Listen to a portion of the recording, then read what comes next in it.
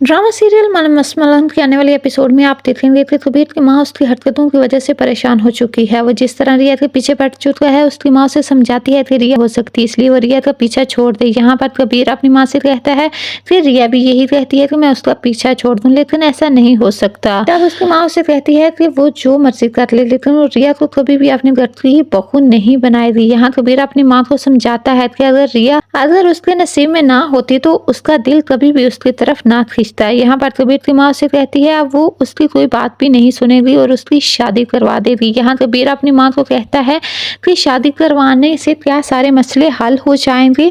क्या कभी शादी करने से नशा करने की आदत भी गई है, इसलिए शादी किसी भी मसले का हल नहीं और वो इस बारे में ना सोचे। तो दूसरी तरफ ना चाहते हुए रिया फिर से कबीर के सामने जा पहुंची और वहां पर जमाल रिया को देख लेता है। वो फौरन ही अस्मा को कॉल करता है और उसे कहता है लगता है आजकल तुमने अपनी बहन को ज्यादा ही छूट दी हुई है। वो जब भी कबीर से किसी सिलसिले में मिलने जाता है तो रिया उधर ही पाई जाती है। यहाँ पर जब अस्मा को ये बात पता चलती है कि रिया आज फिर कबीर से मिलने गई है तो वो गुस्से से पागल हो जाती है। उसने कभी सोचा भी नहीं था कि रिया अपने भाई की झूठी कसम खाकर फिर कबीर से मिलने चली जाएगी। यहाँ पर वो रिया का बड़ी बेसब्री से घर में इंतजार कर रही होती है कि कब रिया कॉलेज से वापस आए, वो रिया की खूब क्लास ले। यहाँ पर जब रिया घर आती है तो अस्मा गुस्से से पागल हो जाती है। वो रिया को कहती है कि कभी उसने सोचा भी नहीं था कि वो सिकंदर की झूठी कसम खाकर भी कबीर से मिलने जाएगी। यहाँ पर जब रिया अस्मा को ये बताने की कोशिश करती है कि वो क्यों कबीर से मिलने गई थी, लेकिन अस्मा उसकी कोई बात सुनने को तैयार नहीं होती और वहाँ पर सिकंदर पहुंच जाता है। सिकंदर जब